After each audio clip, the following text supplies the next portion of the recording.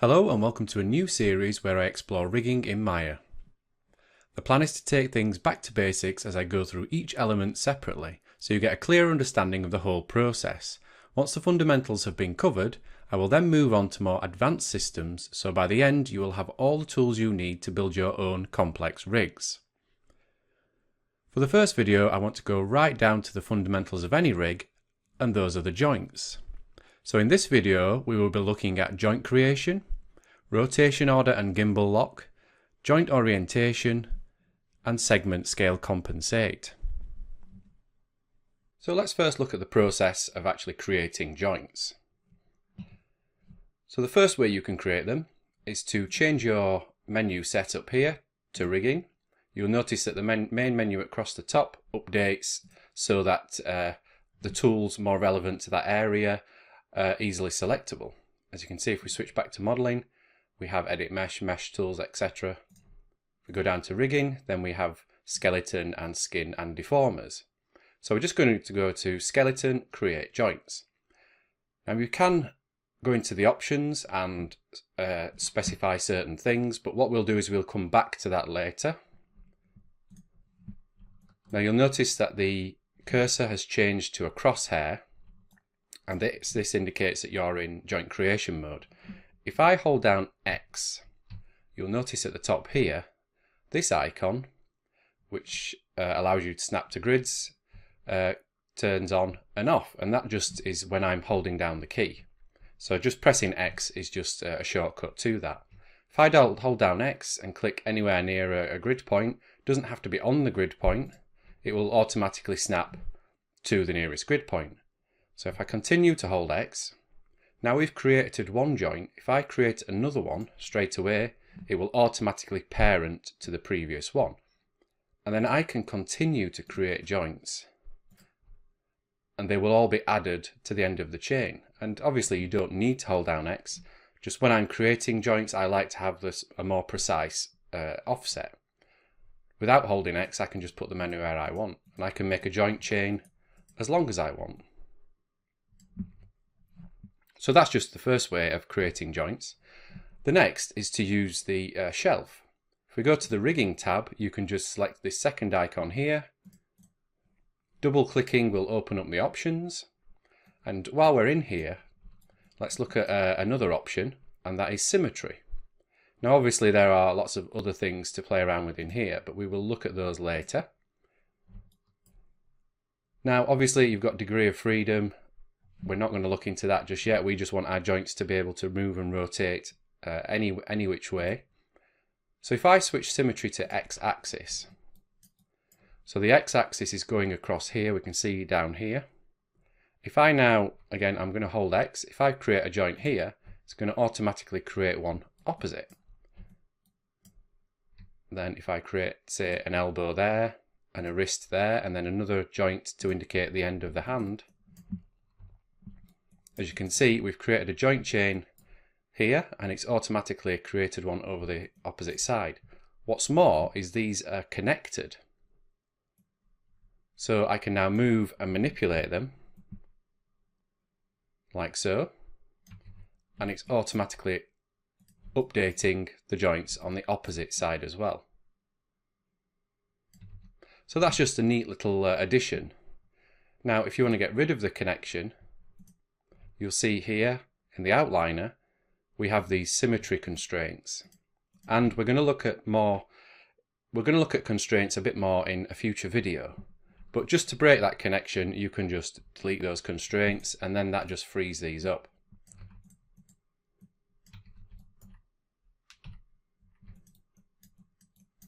So that is just the very basics of how to go about creating a joint. So what we're going to look at next is the rotation order, and also something that's known as gimbal lock, and how to, well, not avoid it, but work your way around it so that you don't suffer from it as often as you normally would. So we just have a single joint here, and this is just a basic node. It's just a transform node, as you can see here. Lots of other nodes in Maya do have shape nodes attached, mainly geometry and NURBS curves. But a joint, you just have a basic transform node, and this allows you to move it around, rotate it, and you can also scale it. But as you can see in the viewport, the actual joint itself isn't scaling. Whereas if I scale it up, you can see here we have scale values. So there is actually some scaling going on. Now the difference with this is, once you get a model attached to the joint, so you've attached your vertices, painted your weights, etc. So you basically attached a skin.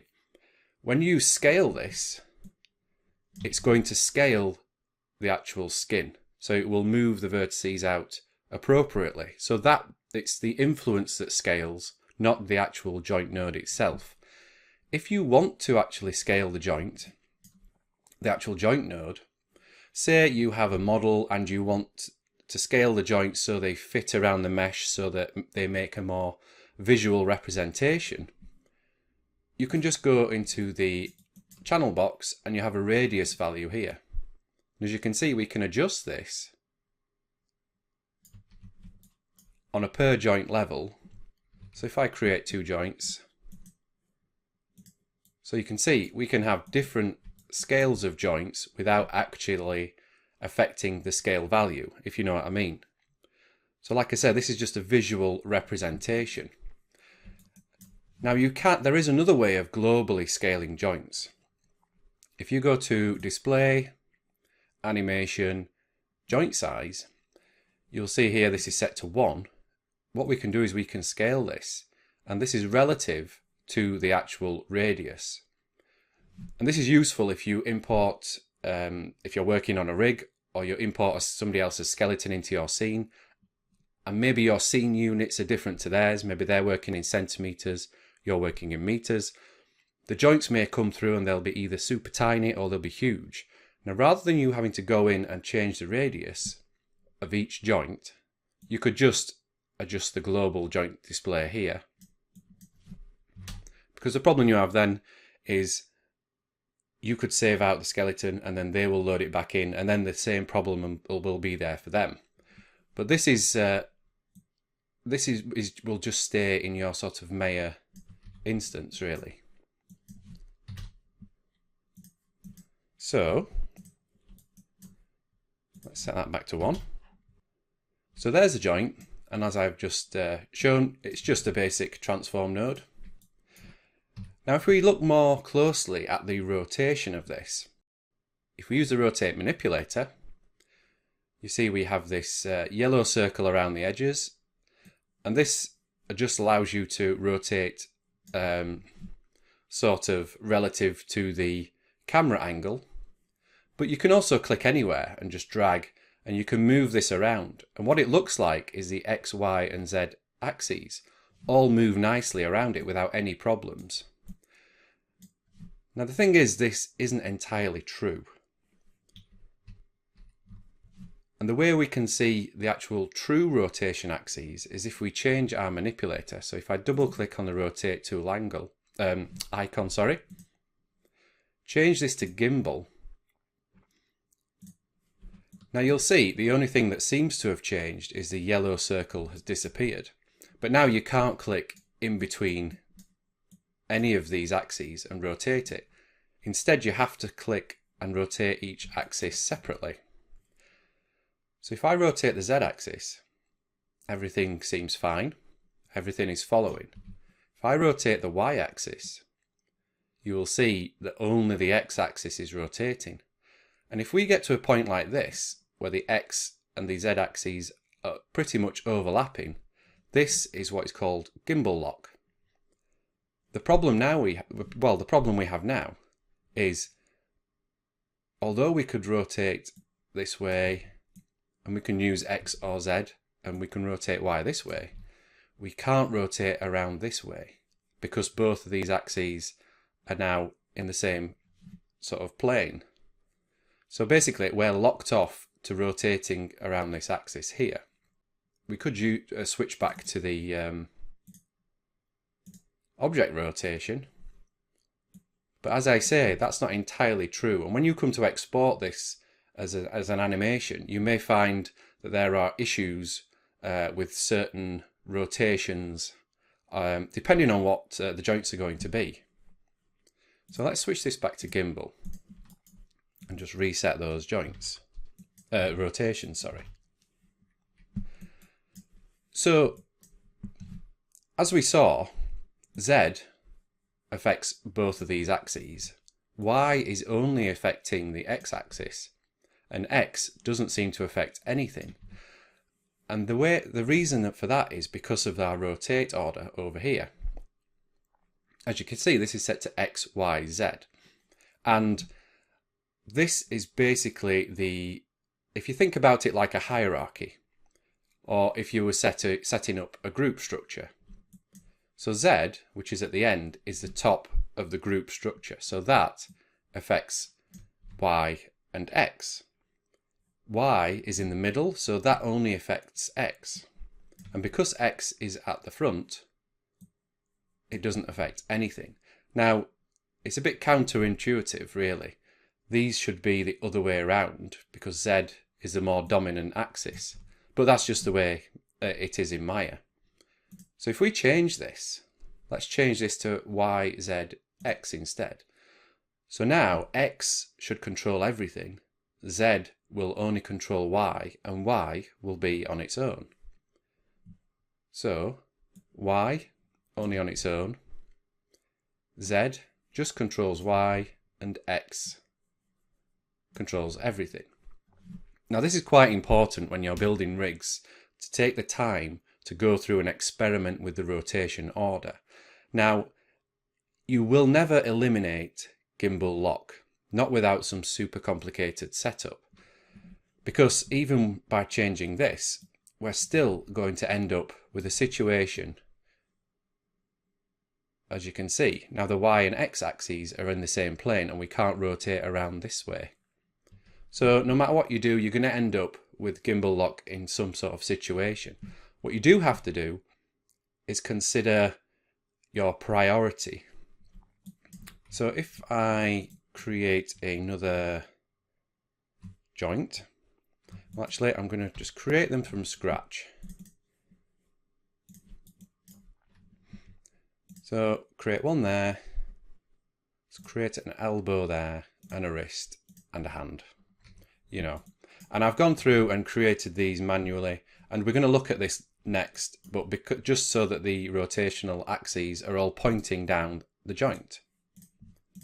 So I can rotate X, and the arm is rotating correctly. Now if I switch this, oh well, it's already gone back to default. So what the problem we've got now is I can rotate X, and that's absolutely fine for our arm. If I rotate Z, it's going to lower the arm, which is fine. And if I rotate Y, the arm is going to move backwards and forwards, but the Z axis doesn't. So if I wanted to make the arm come out again, I've got to rotate the Z axis, which is going to make it come out at a funny angle. You see, you'd expect it to come up from this angle, but instead it's going to come up at this angle. And that's going to cause problems for your animation. So if we switch this to YZX, for example, and you can see the axis, because I've got some values on here already, the axis is updated to reflect the change in the rotation order as well. So that's something else to keep in mind. If you have a skeleton that's already got animation applied, and you decide that you want to change the rotation order, it is going to affect the animation. So it's good to get this sorted early on. So let's reset this and let's see what happens if we change it. So now we can rotate X, and that's rotating everything. Did I check? Yes. Z will rotate up and down, and Y will move the arm forward and backwards. So let's say we want the arm moves down. We can still move the arm forwards and backwards, but in this instance the X-axis isn't working either. So we have to go back to the drawing board and try something else. So we go to the next one. So X rotates that way, Z rotates the arm down. We ideally want the arm rotation like this, which is rotating down the bone. to be the more dominant one. So let's try ZYX. So X rotates that, and that rotates them both. We can flip the arm up and down, and we can rotate it backwards and forwards. But then the X, do you see what I mean? It gets a bit more complicated. So let's try another one. And it is just a case of trial and error.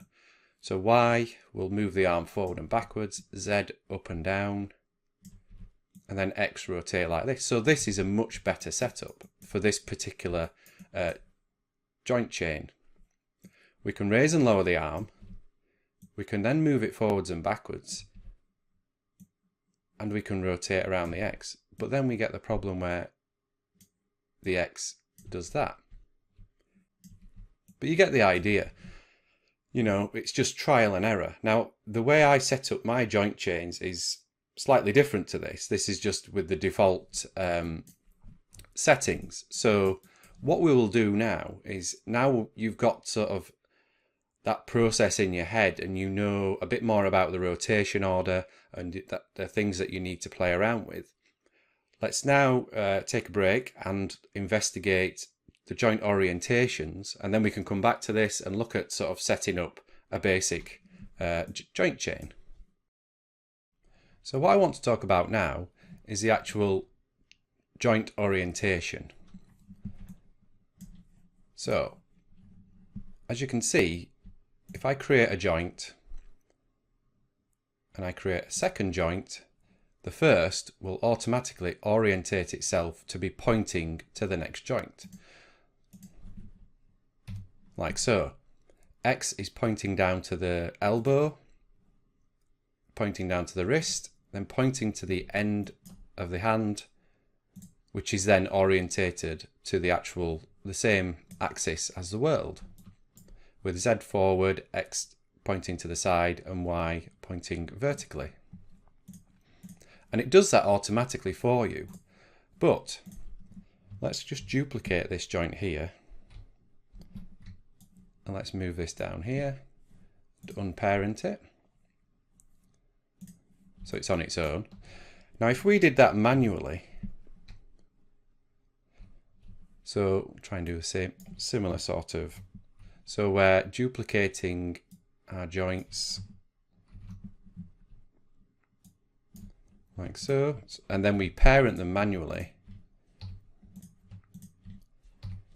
You'll see that the rotational axes are all incorrect. They're all matching the world. And this is wrong because if we now, I'll just switch this back to object. If we rotate this arm here, you'll see that the upper arm rotates nicely around this axis, and you get a more natural movement. Whereas if we rotate this one, you see it doesn't rotate correctly.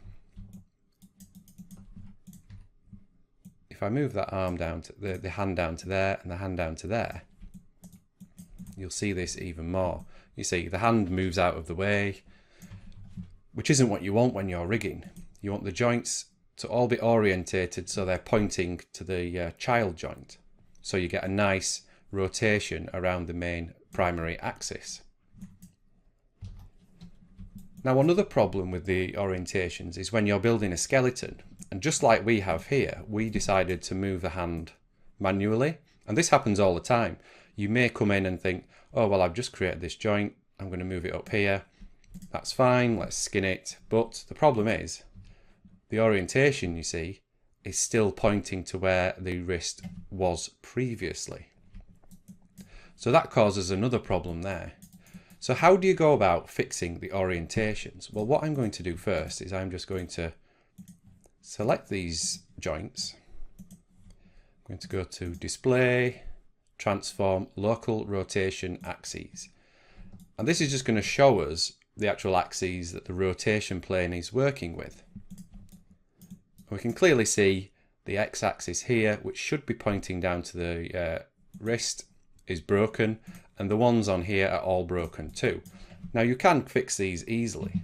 We can just go to Skeleton, Orient Joint, and open up this option here. I'll just reset it. So this is set up with the default options. So it's X pointing down the bone, Y pointing up, and Z pointing forward.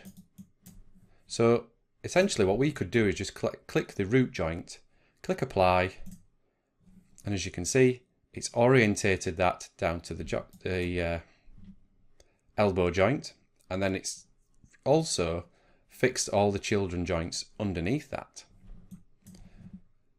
One other thing that we need to do is I'm just going to move the end of the hand there, because if you see, we've now broken it again, so the wrist joint isn't pointing to the end of the hand. If I click apply again, that's fixed the wrist, but it's not done anything to the end of the hand. And we want that to match the orientation of the wrist. And because this doesn't have a joint to point towards, it just remains back with the world sort of axis. But what you can do is you can just say orient joint to world, click apply, and that will just orient, it will try and match the orientation of the parent joint, because it's using the orientation of the parent rather than the world. So even though it says orient joint to world, it's orientating it to the parent. So that's just a quick way of getting all the joints to line up nicely, you know, and all work. So if I select this one and just using the default values, and let's say I only wanted to affect the elbow joint here, I could just turn off orient children of selected joints, and that will only affect the selected joint I have, none of the children. But then I have to go in and do them one at a time. Whereas I could just keep that enabled, select the root and click apply. And then I want to fix the end joint here. So again, orient joint to world, click apply, and that just matches. It just keeps everything nicely aligned with the hand. Because we could then add fingers onto that, and they would all be following the same sort of axis, so you'll get a nicer rotation. But what if you didn't want X down the bone? What if you needed Y down the bone, which a lot of my clients normally ask for when they're using an Unreal Engine? They need Y down the bone. So what you can do is, again, use this. So we know that our primary axis is going to be Y, so we can set that to Y. And then we can click apply, and that switches it. So Y is now pointing down the bone, Z is up, and X is out in front. So that's the primary axis. That will always point down the bone. Now the secondary axis and the secondary axis world orientation both work together.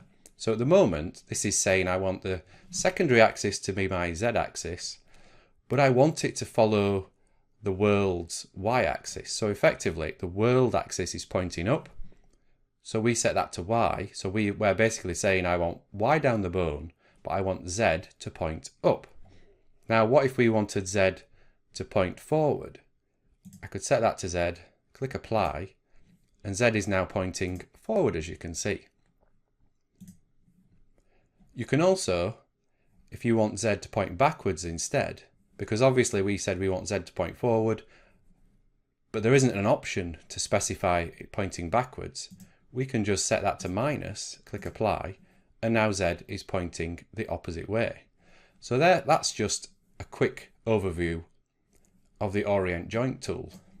Now I'm going to go back and open up the joint options.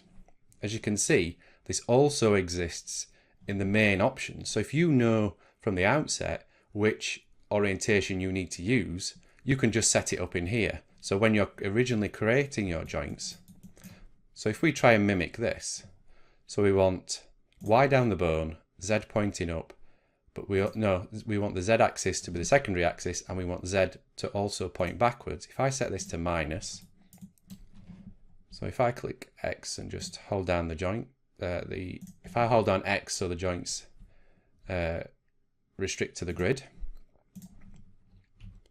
So if we do that, we can see, if I just select those, and also in the main Orient Joint option, you can toggle the axis this way rather than going up to display.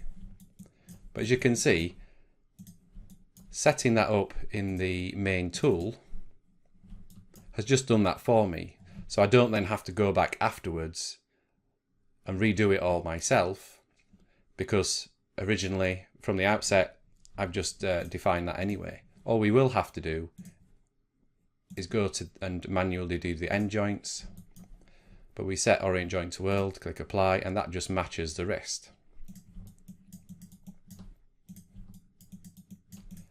So that is how to fix the orientations of your joints. So what I want to do now is take everything we've learned so far and sort of use it in a more practical sense. So you can basically see how I would adjust and fix the joints on a skeleton. Now we already have seen how to create the skeleton, so that's quite an easy setup. So I've brought in a basic arm skeleton that I've built. Now let's pretend that this has been given to me by another artist, or it's been exported from some motion capture or something like that. And basically what I need to do is clean this up and apply an arm rig to it. So add all the controls and then skin the arm geometry to the model, to the skeleton, sorry. So let's just have a look at this skeleton. Now I can select the root of the skeleton there, and I can see that the rotational axis isn't working. Now the first thing I would do is I would just double check that I am actually in object mode for the orientation, not world, because if I'm in world, then no matter what I select, the manipulator will match the world orientation. So I'm making sure I'm in object space, and I can see that the rotational axes are all reset. So the first thing I'll do is select hierarchy, display, transform display, local rotational axes. And there I can see definitely, yes, they've all been reset. So if the animator wanted to rotate the elbow, it's not rotating around the right axis that way. The same with the shoulder. You see, it's just not going to work from an animation point of view. And the wrist as well. We could animate it like this, but it's just not going to give back nice rotational values. So the first thing I need to do is go in and fix this. So I'm going to skeleton orient joint tool. Now what I've also been told is Y needs to point down the bone, and we also need to have the Z axis pointing forward and the X axis pointing pointing down. So the first thing I would do, so we know we need Y pointing down the bone, so primary axis is Y, and we want the Z axis pointing forward. So we'll set that to Z as well. So the Z axis should follow the world Z axis, and that is pointing forward. If I click apply now, as you can see, that's gone through all the joints and fixed them. And what I would do then is just go in and make sure they rotate correctly, because sometimes if the Z axis is supposed to point forward, depending on the orientation of the parent and child joints, it can sometimes maybe point up slightly or down slightly. But this looks like it's worked out okay. So I can flap the arm, twist the arm, and move the arm forwards and backwards. So that's looking good. If I come down here to where the wrist is, we can see there's a problem with the wrist. The axis has been reset, but it's not pointing to the elbow. So if I was to try and rotate this, I'm going to have problems, because I want to be able to flap the arm up and down, much like I can with the elbow. Now obviously your real elbow doesn't move like that, but you get the idea. I want the wrist to flap up and down like that. So what I'm going to do is I'm just going to unparent the fingers. I'm going to go to unparent, and now I can select the wrist, go to orient joint to world and click apply. So that has now matched the elbow, which has given me exactly the orientation I need. And then I can go back in here and parent those back to the wrist. So now the wrist flaps up and down just as I want, rotates exactly as I need it to, and we can also rotate it that way, and that is perfect. So now I'm just going to check the fingers, and they look okay. Now because we've changed the wrist, I'm just going to double check by reapplying that, and that seems to be okay. We'll do the thumb as well. And again we have these end joints, so I'm going to select all those just so they all match the joints below them. And that is fine. So looking at the finger, I know that the Z-axis is going to rotate the fingers in. If I select all those, rotate them in like so, we get a nice finger curl. But what we also need is for the Z-axis on the thumb to also rotate to curl the thumb in. Whereas if I rotate the Z-axis now, you see the thumb bends completely the wrong way. So instead we want it to rotate that way.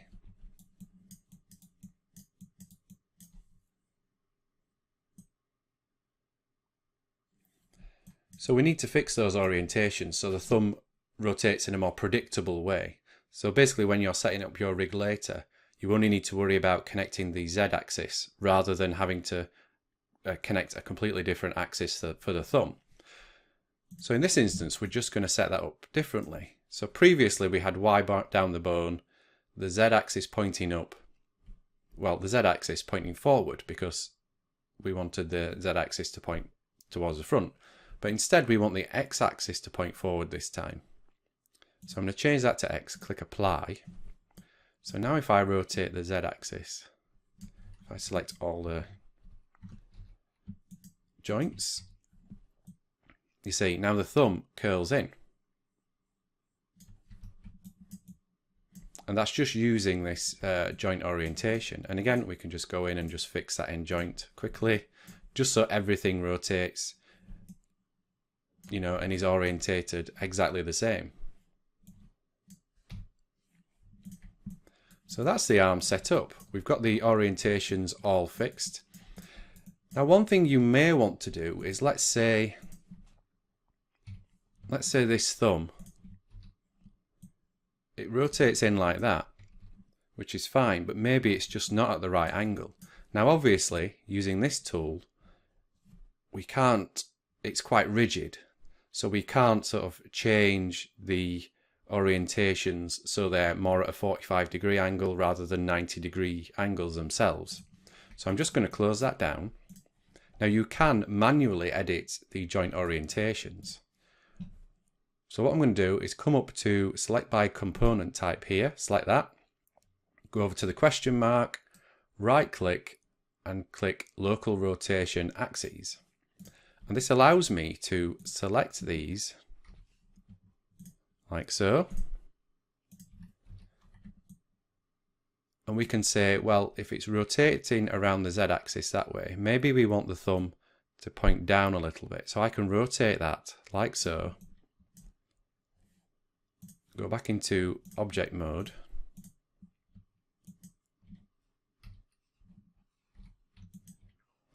And then see the thumb is now rotating a bit further down. So that's much better and much more what we needed. Well, much more closer to what we needed.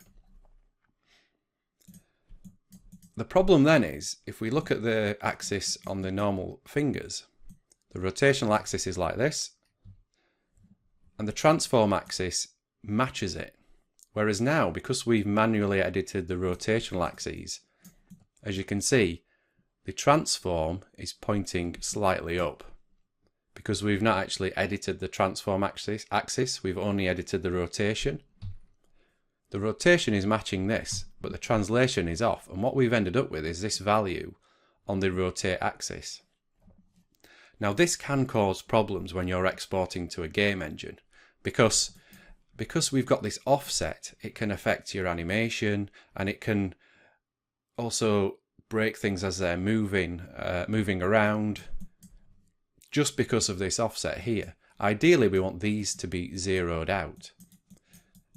Now the problem is, I know how to fix this using a script, but I've not yet found a way of doing it using the Maya tools up here. The Orient tool, you can turn off reorient the local scale axes, but it's just going to reset it.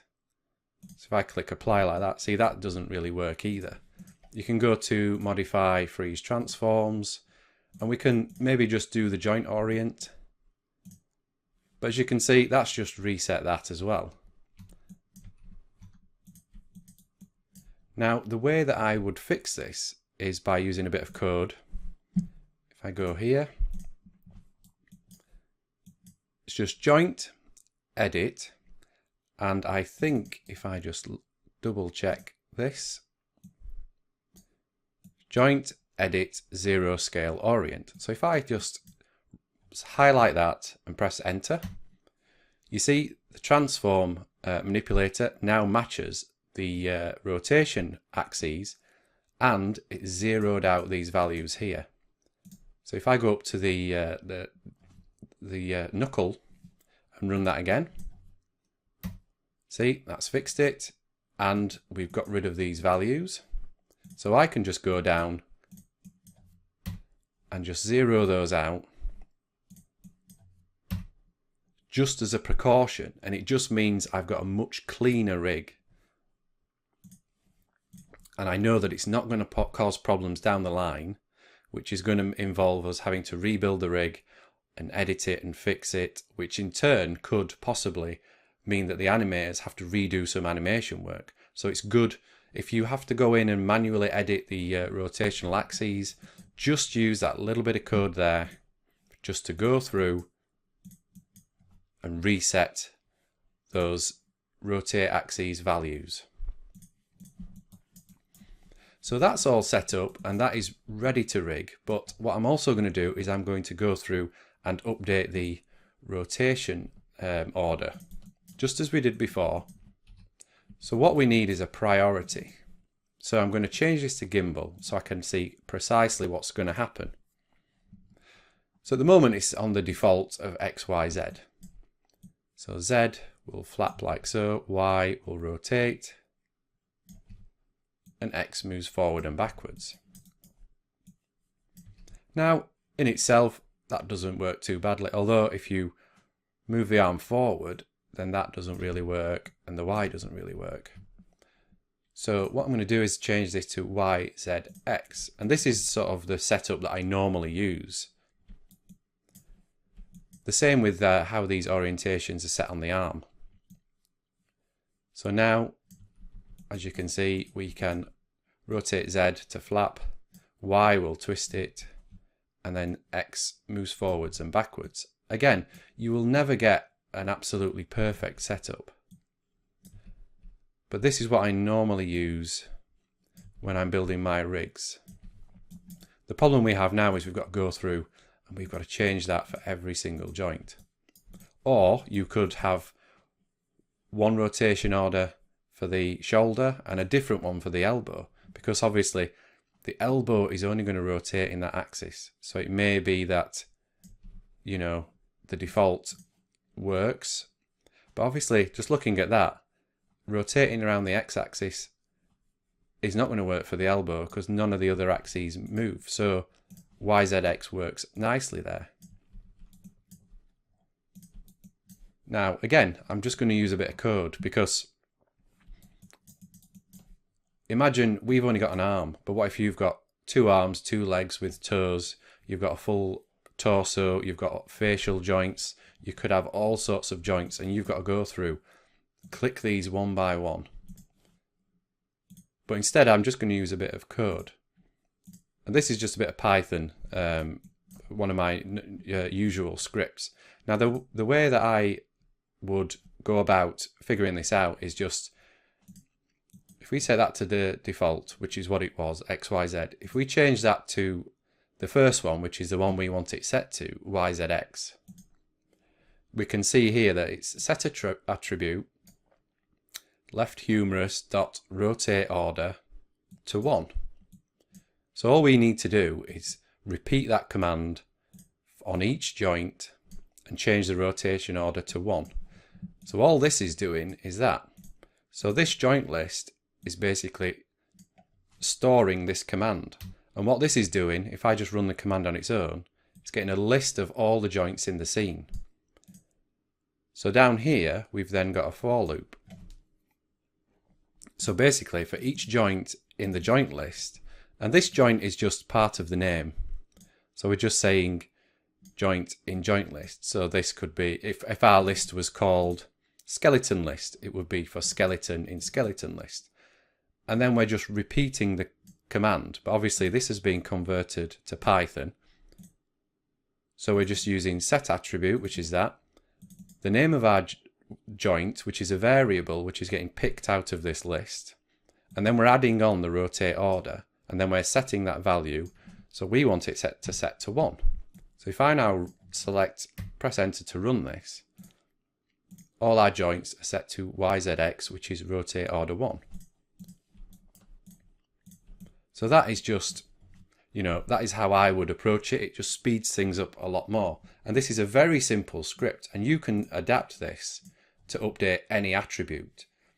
Let's say you want inherit transforms turned off. As you can see, we would just take that part of this inherit transform, replace it, the rotate order with that, and set that to 0. And then that will go through every joint in the scene and, set that attribute for us on that joint. I don't want to do that, but, that's just an example. So there we have our arm set up, all ready to go. The only additional thing that we may want to do, now we've gone through and we've set up this arm, is to create, this is a left arm, we may want to then create the right arm. And we can use a tool in Maya just to simply mirror the joints. The thing is, we need a joint to act as the central point. So what I'm going to do is I'm just going to create a joint, turn that off, in the middle of the grid. I'm just going to increase the radius just so we can see it, and I'm going to parent the clavicle to that, like so. Now that is just a dummy joint, but you may have it set up so you've already got a spine in the scene. All I'm going to do is I'm going to go to skeleton, mirror joints, and what you can do in here is handily, all my left hand joints have an L underscore prefix. So this tool will search for everything with an L and replace it with R. So that is going to do it for us. And I'm going to mirror it across the YZ axis. So if I click apply, that has created the right hand side joints, as you can see. And it's replaced all the names with R. So that has updated that nicely. Now this has mirrored it by behavior. So what that will do, as you can see, if I'm raising the left clavicle, it's going to raise the right clavicle. If I raise and lower the left arm, left shoulder, sorry, or left humerus as this is called, then it's going to match the orientation or the rotation on the other side. So that's quite a nice way of setting it up. Again, it means if your animator is rotating this, to a plus value of 41, a plus value of 41 is going to do the same on the other side. So it just speeds up their workflow as well. And it also means if you could animate one arm and then you can copy the animation from one arm to the other arm and it's going to work correctly. And all that behavior has done, because you're telling it to mirror the behavior, as you can see here, the rotational axes have been twisted around so that it is a true sort of mirrored representation. So there I've just gone through what we've learned so far and applied it to an arm skeleton. Like I said in the beginning, acting as if somebody sent this skeleton to me that's been exported from another package, or it could be motion capture, where everything's been reset on it and you're just going through and fixing it so it's at a stage where it's ready to apply a rig. So there's one more attribute that I wanted to discuss, and that is segment scale compensate.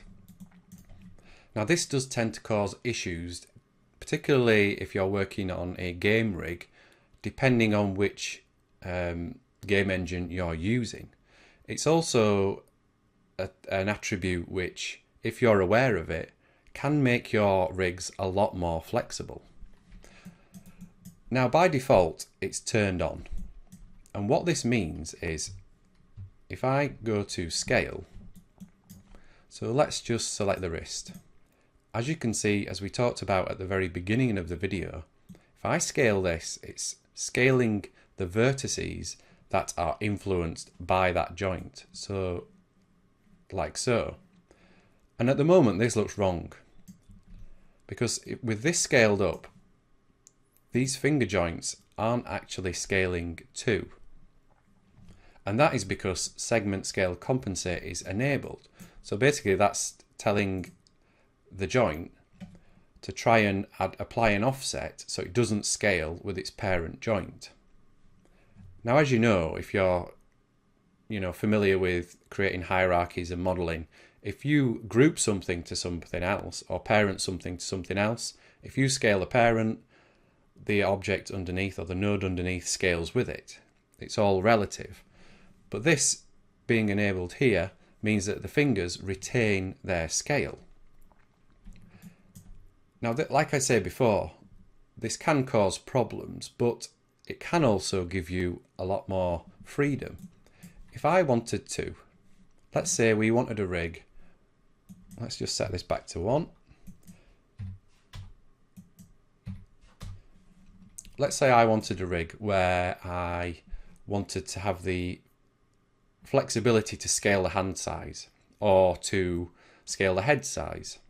At the moment, scaling this joint doesn't work, but what we could do instead is we could disable segment scale compensate on the joints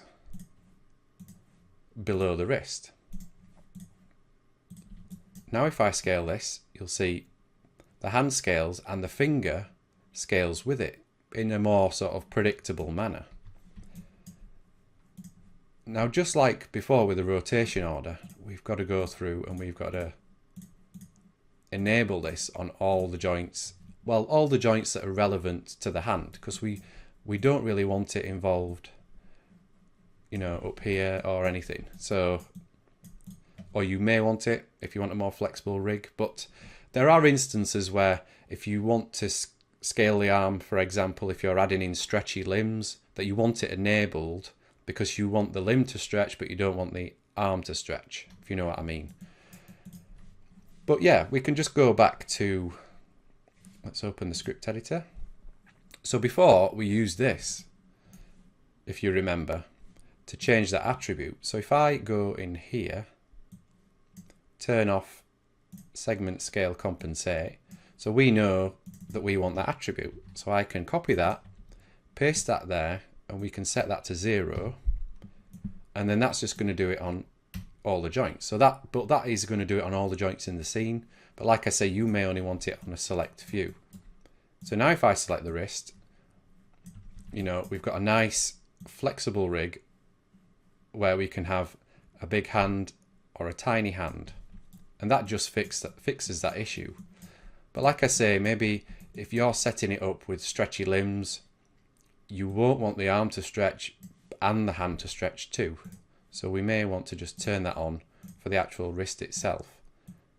And as you can see, if I look from this direction, now with that on, the arm will stretch, but the hand will stay as it is. So in some instances, it's really handy to have that on, and that's why it's on by default. If it wasn't on the wrist, then if the elbow scaled, the hand would scale with it. And if you want more control over your rig, then you will want those separate.